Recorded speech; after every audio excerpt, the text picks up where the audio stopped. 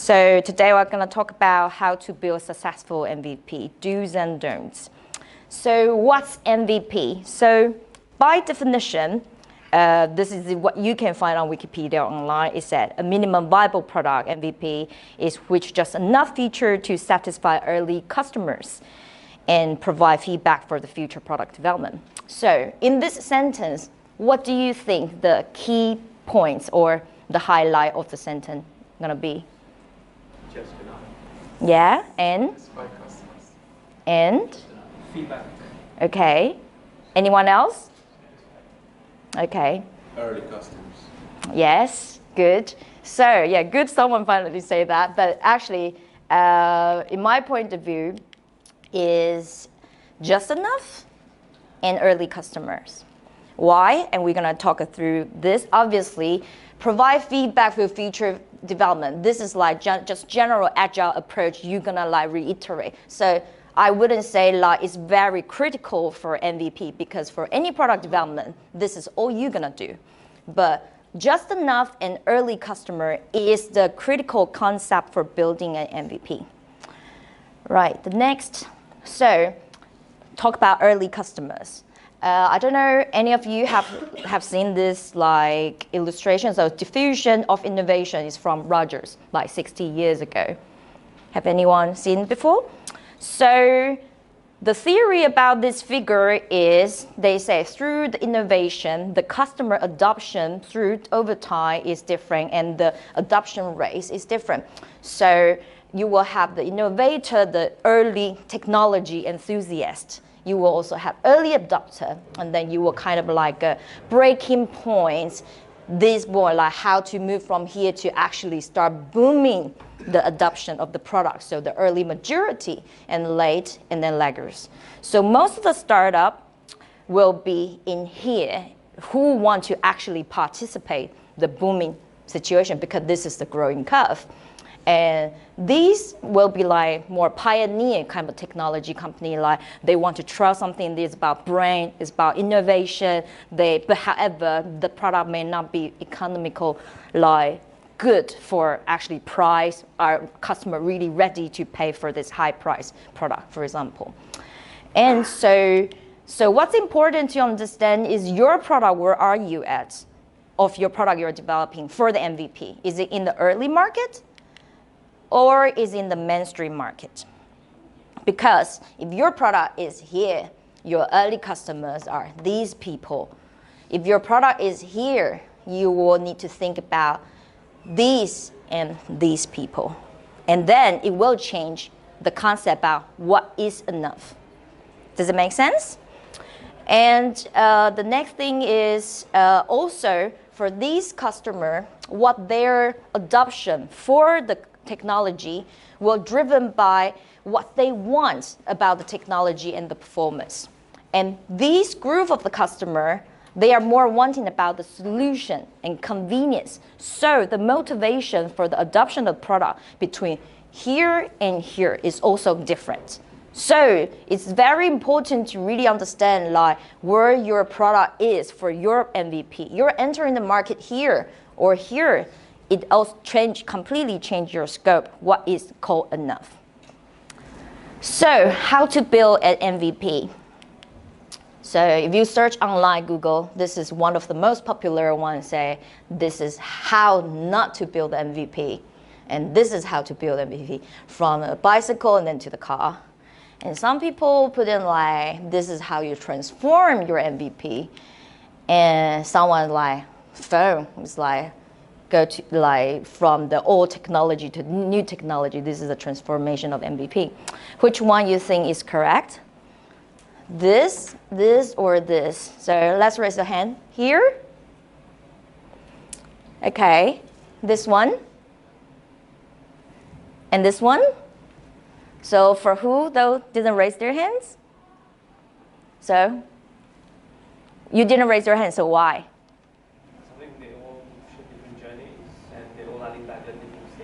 Okay. Okay. Anyone else who didn't raise their hands about any of this? 1, 2. Okay, right. So actually, none of them are MVP. Is a surprise or? Right, so I think the closest one I can find online is actually this. So first of all, what is MVP? You still need to decide what product you're building. You're gonna build a car or you're gonna build a motorcycle. You're building a motorcycle, it's not going to turn into the car. Very simple concept. So you still need to decide a product. So the previous page say you started with speed, how you get to quicker speed. It's not right. You can't get your product from this to this. This is not your product. Yes, your MVP is a car. And for example, and this one, for example, you're gonna build a rocket. You start with a smaller rocket first, which will fly to the sky. And then you're gonna improve their boosting power. It's gonna be bigger and bigger, and you adding an extra rocket. That is how you, and this is your MVP. And rocket is your product, right? So, and then beyond MVP. So after MVP, this is what you think about beyond MVP. So after you build a car, you're thinking about, right, I'm gonna offer a customer customization or add a new feature, for example, Apple connection in your car, different wheel, different color, have the like the sky windows. These are beyond MVP. Your MVP is the vehicle, is the car. And then you start to offer value added. For example, if you offer a SaaS product, you have different price plan. You can put out, this is the feature and you need to pay for this, or what is in the basic plan. Right, so any question until this point? Yes? So to the previous point where you said you need to know about building a car, if you go back to the previous slide. Yes. So if you look at this one, right? Yeah, this one. So if you look at the car one. Yes. That could be saying actually I'm solving the mobility problem. And then the next you mean this one? No, the one below it. Yeah. I'm solving the customer's mobility problem.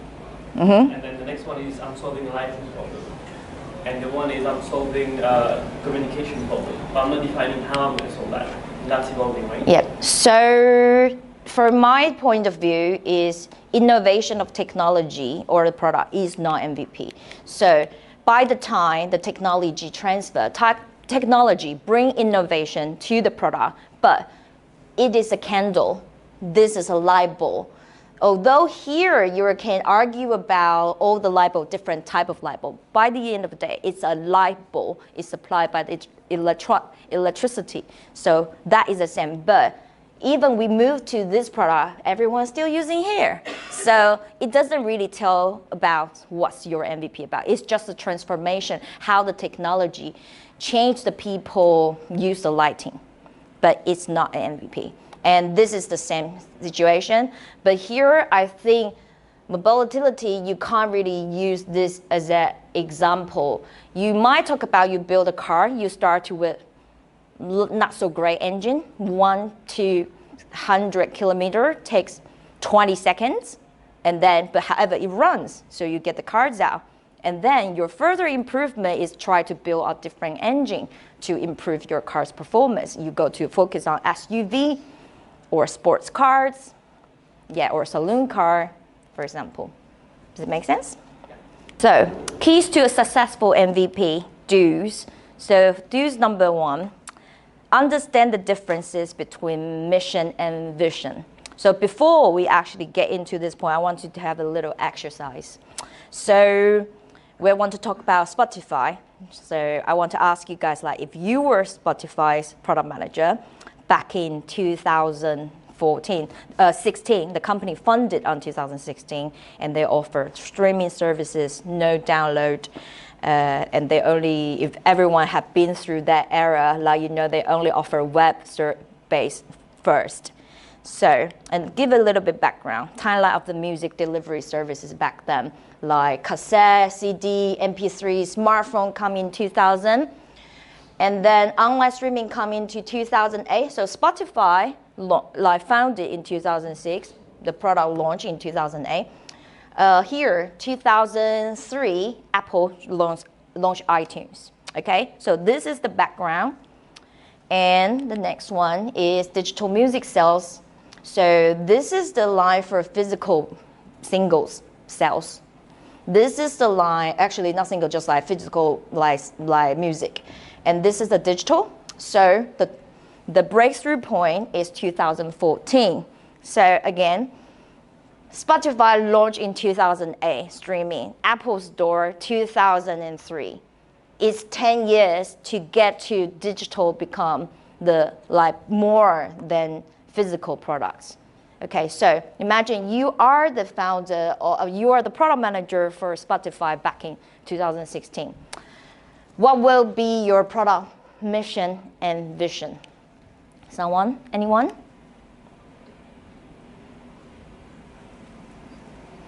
Okay, anyone? No? Well, the product mission is to detect music and tell the customer what they're listening to. The product vision, that's complicated. You said mission and then vision? So I said that the mission is to detect music and provide customers information. Okay. About this music. But the vision is more global, it's more far-fetched. Okay. Maybe selling this music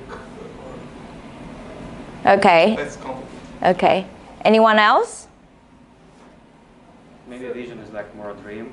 Mm-hmm. It's not something practical where mission comes to actually do that or practical steps. Okay. Yeah. I think vision, yeah, some of people will think vision is a dream, but as a business and as go into product manager, you need to get the dreams come true. People dream about you want to fly 100 years ago, and then by then they know they're going to dream about it, but actually it come true. And if product manager, we're going to tell the boss, like, we're going to build this product. This is a vision. You say it's a dream product, the boss won't give you the budget. Right? For me, it's the other way around. Like, the mission, like, well, from what I understand, a mission would be something like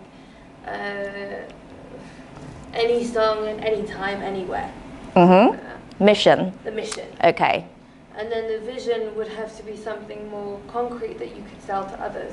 Okay. So something like our vision would be to create a service where you can download music on your phone and your mobile anytime.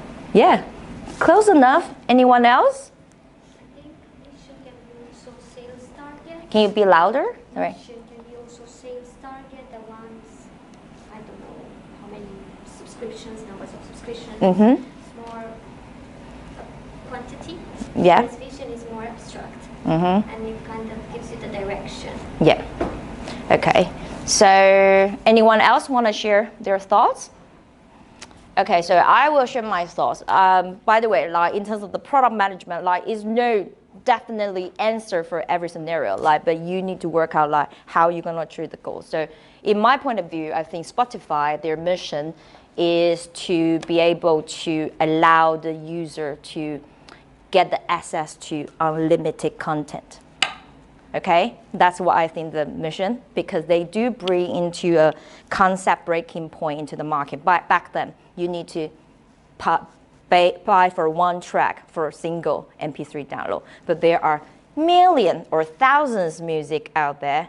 Are you going to actually pay 99 cents for buying 1,000 track? Not necessary. So that's why they bring the streaming concept in. You pay or you go for free. You stream all the music library available they have. You can listen to anything. But once you stop paying, you don't own anything. But MP3 concept is like you download it, you have it for your rest of your life, unless you lost it. Okay, and I think their mission is to provide a music listening experience anytime, anywhere, and even enhance your overall music experience. That's how I see it. And so the next one I say, so what's the difference? So mission is now. Vision is future. So according to my definition, Spotify say they want to provide the user be able to stream to access to all the music as many as possible. So they've launched their streaming services. You can use free to pay, like not paying $9.99. You can use free. You just have advertisement, but you can actually listen to all the music you want, right? And they achieve that mission by launching their MVP as a web version of the streaming product. You just go online, but however, at that time they don't develop offline feature yet. They haven't go mobile yet. But their minimum product is the browser version. You can start streaming or as many as music you can. And then understand the difference between mission. We'll say like mission is now. So you need to have a very simple, clear vision. What about your product want to be? And your MVP should achieve that mission goal. Okay? And the product will be easy to understand. And then you design the feature accordingly. And very straightforward and loud feature to expand. So imagine Spotify, they started with web browser first. And then they start to add more feature, for example, playlist. They start to add in chart. They start to do the music recommendation. Start to have offline. So, and then like keep continue. So that is beyond MVP to go to their vision, okay? The second do is less but better. Remember what minimum viable product stands for is called minimum viable. So as a good product manager, you really need to try to understand or work out with the team like what the feature is a must or is nice to have. Anything nice to have should be beyond MVP. What is a must has to be in the MVP.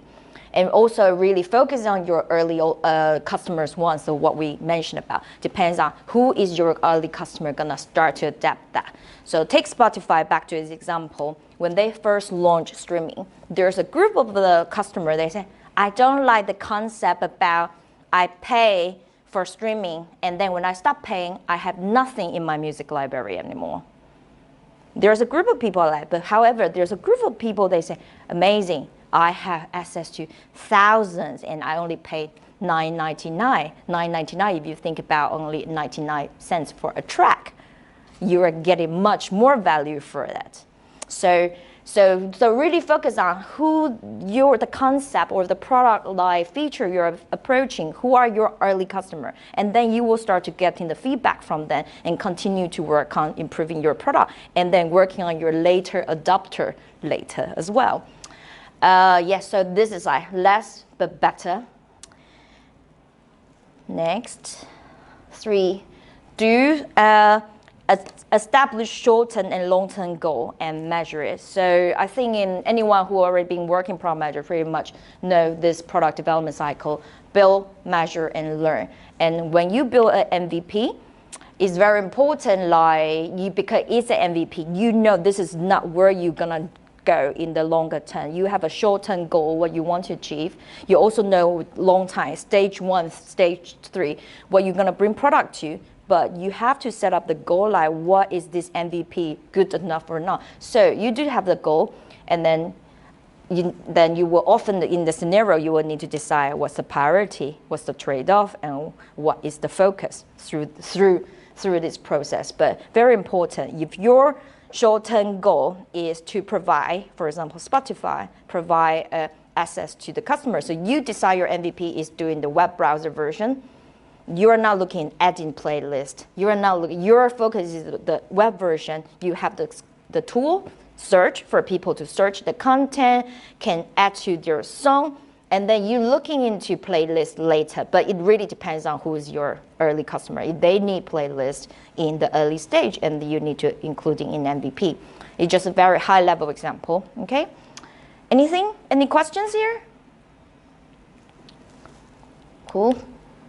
Right, in another case study, I want to talk about LinkedIn. So I pick Spotify. LinkedIn is like I believe everyone have been using nowadays. So this is the product everyone can know what I'm talking about. So LinkedIn, this is from their website. Their mission is connect the world professionals to make them more productive and successful.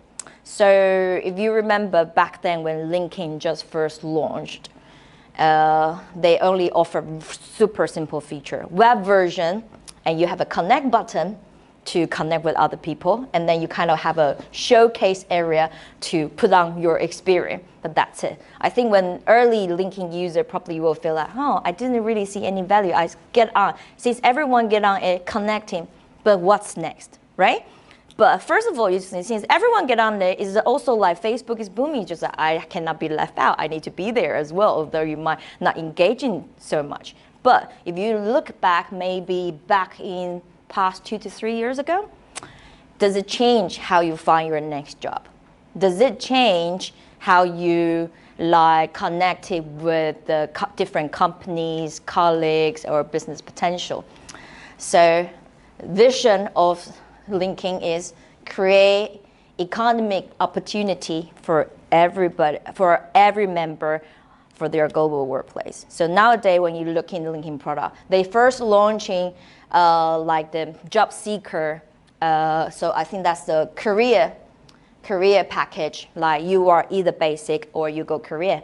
But in the job professional network, there's a supply, there's a demand in this ecosystem.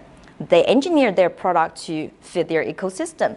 So they have the business for company you work for. So your company, they're gonna start to showcasing, oh, we have so cool event in the company, we are hiring. This is also for the company to show themselves to candidate.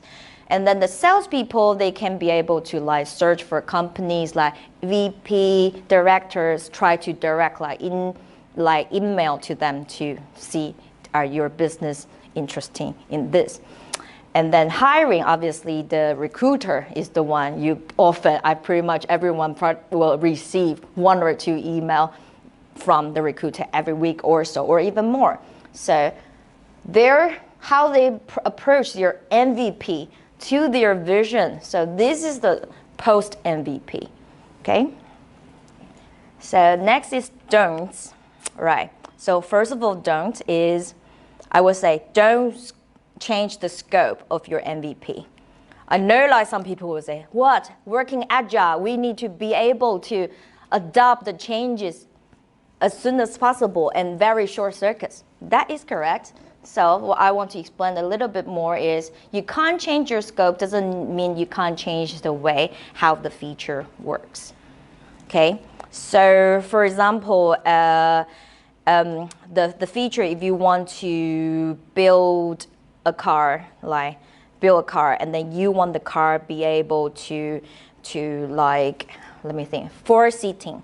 Okay, 4 seating arrangement, you want how you're gonna fit it in the sport cars version or a saloon cars version or SUV car version. There's a lot of discussion how it's gonna be done, and it also affects how post MVP gonna look like for your first product. So your scope is still 4-seater, but how this 4-seater gonna be implemented in your product is open for discussion. And another thing is, remember MVP, if you're launching MVP as the first new product for the companies rather than existing product, you're launching new feature, you have nothing in the, like you start a company, there's nothing there. You have to build your product out. So you have been go to the circle like user research, mapping user journey to figure out what the customer want, and then you come out what is enough, just enough for your early customer. You should really start to actually building and then get it out and then get the feedback, continue to cross post MVP. If you continue to keep changing the scope of your MVP, it's just gonna take longer, and your MVP will originally you scope MVP over 1 month. Every time one start to squeezing more and more in, and actually your MVP takes 3 months. And then I will ask the question is, are your original MVP scope was correctly being done? Because if 1 month later you feel, oh, this is not MVP, I need this more, then you probably didn't do well enough at the first stage. And however, I mean, don't change the scope MVP just as a principle. In the reality, I think we often have to add in a few things more. But try to really, with anything you want to add in, really ask a lot yourself the question and ask the team, like, if this is a must to what we want to achieve our mission for the MVP, or this is a nice to have for post MVP. And then I would say another very clear exception, you definitely have to change the scope is there's a good reason. For example, competitors, for example, you plan to launch this MVP in 2 months' time. No one else in the market is doing this, blah, blah, blah. You plan. And however, a month later, when you're building your MVP, having your early user feedback or beta testing, whatever, someone else launch another product in the market. And then you realize that actually when you launch your MVP, you are not going to be more competitive or more attractive to the customer compared with your competitor. In that case, the scenario changes, and then you need to rethink about the scope of your MVP. But just in principle, not try to keep adding things in.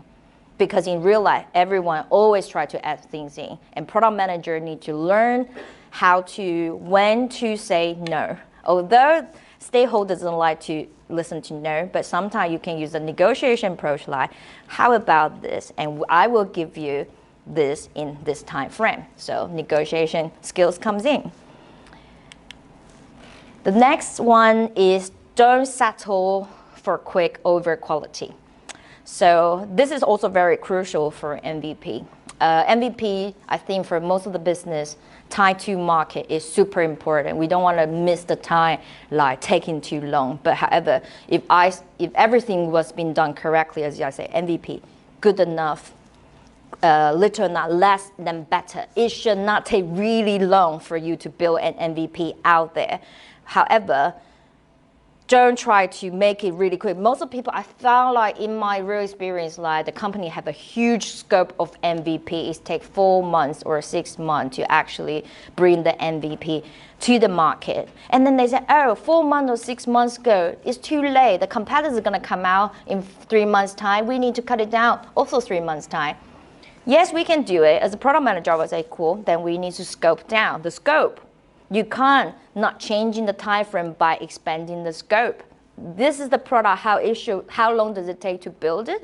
You have to give them enough time to build it. And quality is the very important of the value of your product. And by building a high quality product, you will make sure your product can easily be scaled in the future, easily to add the feature rather than doing something real quick. So yeah, last one I say easier said than done. But make sure, for example, sometimes you do need to make a trade-off decision like, okay, we want to from A to B real quick, but it does not provide me the flexibility potentially from B to C for me. However, that is fine, but competitor, everyone's coming out, you need to be there. Then okay, post MVP, you know you need to have time, you need to have your backlog to address those issues a part of your roadmap, right? Last is don't launch the MVP without beta or soft launch. So the beta version is mainly for like development team, engineering team to actually to optimize their application for the larger scale, because like for better, like if you look into all the key technology company, if Apple, Google, everyone's doing the beta version, it's very important early feedback. And this is the opportunity apart from your user research group, you reach out a little bit further more and you're gonna touch those early adopter people who gonna like, I want to test your application. They're gonna send you the feedback, and then you can also know what's the potential technical problem of the product before you actually soft launch. And soft launch, after beta, you have to do soft launch because most of the day everyone's launching a global product. You're not going to do the tiny scale just in the country. So in my experience, we always do soft launch, picking the country is not in our key territory. So if my product is in America, I will pick New Zealand, for example. Another side of the world, there are some people there I know like from the history, they're interesting product, but they're not our 80%. Starting with the country you feel comfortable with, but you will get enough samples to actually prove your product design in terms of your engagement, your retention, your monetization metric is on track. Because from those feedback, you know you made to modify that, reconfigure how it should work, and then before you launch to your major market. Yeah? What's soft launch? Soft launch, yeah. So soft launch, I just say, so soft launch is after beta. So your product you consider is already feature complete, it's ready to the market. But soft launch, when you go into the market, you don't directly hit the major market you want to go. You will go from other countries smaller, or you only open, like for example, you don't start to buy user like advertisement to get user acquisition, to get people to install your app, for example. You put it out there very quietly, and someone, or you only spend very little budget to buy some traffic to people to use your app. And then by this time, you can look into your products retention, monetization, engagement feature. This is more like a product manager look into. But however, for technical team, they can also see like, better you have 500 people, 1,000 people doing it. This one, you're looking for 10K people. It depends on your product, how big you're gonna do. So in my experience, the better normally what we do is the company-wide. It's like 300 people company sort of things, and then some like family member. And soft launch, we were looking into for example, like by 20K, if we are looking for like your 500,000 daily active users application, you will start looking about like 10K to 50K user base to verify those numbers. Because when you don't have enough sample, you cannot verify the design of your product, does it really engage, good engagement metrics. 10 people, 1,000 people, the scale, how accurate is the data is different. Okay, but what if we have a time pressure? What if our business is saying that if we do this soft launch, we're using our main audience? What do you mean soft launch? We do consider normally soft launch. It takes about, it depends on how good the product, because if actually your soft launch turned out really well, you can full launch in a week time, no problem. But obviously, I think you also need to align with the technical team to see like if all the setup for the global server, everything will be able to adopt that stress comes in. But in general, if your product, in terms of the product-wise KPI, you are confident through the soft launch, you can start to go officially launch in the market. But even you officially launch in the market, even you're buying advertisement, you're not going to buy 10K install a day. You start grow and then measure. So the launch time, it could be 1 to 8 months until you actually get to the scale where you're setting your goals about. Yeah, and also this is the time frame like in the product I work on before, but it really depends on the industry and what product you're working on. Right. So that's all for today. So do's and don'ts and how to build MVP. Any questions? Yeah? I do have a remark. So at some point on a slide, you were suggesting that when you build the MVP, you have to have scalability in mind. Yes, this one. I think I would like to challenge that. Yes? Because if you think about it, like there's also another school of thought which says that premature optimization is the root of all evil, right?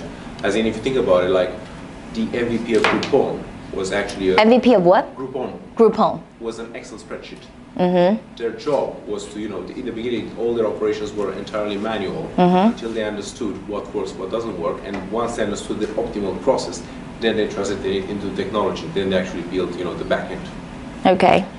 So I guess what I'm trying to say is that in the beginning, yes, you should put your MVP on the market. You should, make it publicly launched as soon as possible. But you don't know what is the direction. Yeah. So if you focus too much, if you spend too many resources on scalability, yeah.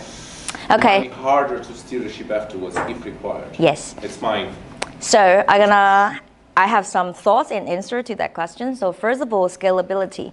There's no 360-degree scalability product. You still need your direction. The direction, for example, let me take an example for like, if you want to build apps, okay, not apps, just a real life experience. So you want to come from here to London Bridge. How are you gonna get there? There's many ways. You tell the developer, I wanna come from Mortgage to London Bridge. They will go the straight line to get there, right? But if you tell them, okay, my MVP is go to London Bridge. And after London Bridge, I want to go to Dover. Okay, so, and this time, how you gonna build A to B will be slightly different, because from your A to B, if you're just going to London Bridge, you will look at, okay, what's the quickest time? I can take 2, I can take Uber, I can walk. There's 3 options. You will normally pick the quickest option, or it depends on time. There's a lot of ways. But however, if you decide to go to Dover, then either take by train or take by car. but potentially you think, oh, I'm gonna stay there for 2 nights or whatever, car will be more convenient than train, then you will decide.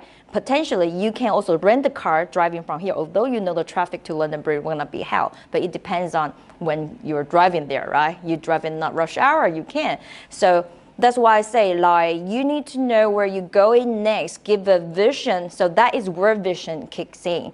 Vision is like, it still give a direction, roughly wide direction, but at least not completely turn your back around to something completely different. You're building the car, you want to, you know, like you're gonna start from a saloon, but you want to move to SUV or race car, potentially, you will have that in mind. You need to let the engineer know. So they will have that in mind to make sure they don't just build a saloon car and they think that's the end of it.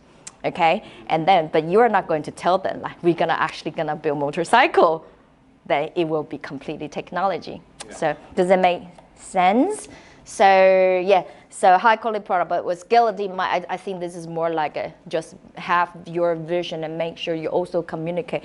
Although we don't know how to get to vision, there's many routes to go, and you will figure out later on. That's what Agile's for, right? But yeah, cool. Yes.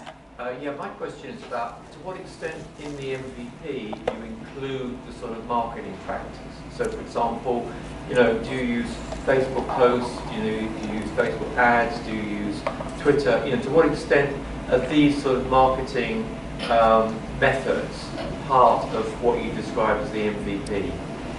You mean marketing method is about post when you're launching your MVP? Or when you're scoping your MVP? No, when you're, you've got the MVP in terms of what it does, the Spotify thing. Yeah? Yes. But so what I'm asking is to what extent do you include in your definition of the MVP what you will do with the marketing of it? Yeah, for example, whether you do Facebook posts, whether you do Facebook ads, whether you do Google ads, you know, to what extent do you include these things in the MVP? All right. Okay. So, I try to know, like, you think about like repost what your status on Spotify to be on Facebook or on the social network as a feature. No, how you should use Facebook, for example. You mean promoting your product? Okay. So MVP, we're talking about building what is MVP. About promoting product is about go-to-market strategy, about product marketing, and also from launching how as a product manager, you want to like how you're gonna distribute your product, what's your message communication with the customer is not a part of MVP. MVP is something you work with the team to figure out the feature and the functionality of the product you're gonna bring to the market. So when the team is working on as a product manager, you might, if you work in the Scrum team, you have product owner, or you might the product owner yourself, you're working on it, but another side you need to work as a product manager to look into the product strategy. Product marketing strategy with your marketing team. Does it make sense? You have several options for your strategy. You have to choose one. So MVP could also be used in approach. MVP approach could be used there to understand which strategy is better. Sorry, I don't get it. So, for example, you have several channels to market to promote your product. Yes. Yes. So you have to decide which way is better. You can decide. You have to have some kind of experiment. Yeah, so you don't need to decide which channel marketing channel you're gonna go when you scope your MVP, but after you scope your MVP, you know I'm gonna go web first. So then you're gonna decide which channel actually will be more reasonable to go for the web. You are not going to do the advertisement on mobile-based advertisement, because when the people, their user experience, you show on your mobile device, you click it, and then bring the browser, and you don't support it. So you will need to set up your product marketing and the user acquisition plan with the team to give them the guideline how you're going to push this product to the market. Yeah, but I don't think is a part of the MVP. MVP is you're focusing on the product design and the product development. How then you test that the MVP is working? Okay, yeah, so I say beta and soft launch. So your MVP, is it working or not in 2 levels. beta and soft launch. So apart from before beta, I'm pretty sure a lot of organizations also have some user testing. So it really depends on your organization, how you run. A lot, because have a small group of user testing, like 200 people. It also depends on the company budget. So the company I work with, we... No, but let's say I don't have any company, I'm alone. Yourself? Trying to launch a product, okay. This MVP. How I'm getting that user. Okay, so you wanna, okay, so as a like a little startup, how you gonna, okay. So how I will do it is you create your MVP, but however you still need to like, you can through your network, like your LinkedIn, you can through the Twitter, or you can engage with the agencies, for example, Twitter or a Facebook advertisement, you can set up what's the customer trait you want to expose, and you can set up, for example, after 10,000, like 1,000 impressions, you stop showing, so you can control how many people and what kind of people you want to early customer. And then they might install your application or they might try your application, and then you can start verify that. And also you can set up your application. For example, you can allow only 1,000 people to register. After 1,000 people log on your website, they will say, sorry, is a closed testing, etc. There's many ways to do that. Does that answer your questions? Yeah? Yeah? Well, I have one question. Yes? So related to what he asked, but a bit more different. Sorry? Also related to what he asked, okay. but also maybe a bit different. So, well, the software development, I heard there is alpha, beta, and full. Soft launch and full launch. Okay, yeah. So, what's the strategy to define those stages? I might think that it's different from industry to industry. Yeah. But and also depends on your product as well. Yes. So how do you define this? Okay, you might look to the competitors. One way would be see what they have, where you aim to reach, what part of the market do you occupy. But then it's like how you define these stages. What would be the triggers, the KPIs, or I don't know how to tackle this. Yeah, so I think it really depends on the industry and also the product. For example, like if you're already working on a product, the industry you're very familiar with, you probably already know like how this industry works. So for example, my previous company, Product Madness, is a gaming company, and we are looking into like you're expecting when you full launch the product, when the product actually peak its free time, it could be 500K daily active user a day to 1 million. It depends on your territory, everything. But you do have those market data. So when you do that, first of all, if your product someone already in this industry, in this market, not exactly the same, you can look into the market research data to understand how big their scope is, and then what's the benchmark of the product. And then when you actually doing your alpha or beta, you will be able to early recess. And also another way what we normally do is when we design the product, we have the like mock-up version. We do the user interviews, like 100 people through the agency. It is the bigger company, but smaller company, you don't. You just ask people online, like if you want to come in, we give you a voucher, something like that. Invite people, you can give them 2 versions, let them play this, let them play this, and then get more generic feedback. So it also depends on in what stage you want to get quantitative data or qualitative data for feedback of your product. But I will have to say like this actually takes a lot of time if you're all actually launching a completely new product. And actually before you actually build out MVP, you might have a scope about your MVP. You have the concept, you have the prototype. And this time you already can do you don't even have a prototype testing. It's not a working product, but there are screenshots. You can make it with like some of the application. You can make it more interacting to the user, and then you can already start to collect the early feedback from that point. And then you think and actually you validate it, and then you actually start to kick up working on that. And sometimes we don't wait until, because it depends on the feature we're pretty sure we're going for, the development can start kicking, and then some unsure, we are still waiting for the result from here, and then adding in. And that time, adding the feature in the scope, but it was expecting anyway. So it really depends on how every company works, and then what's the product situation. Yeah. Yeah?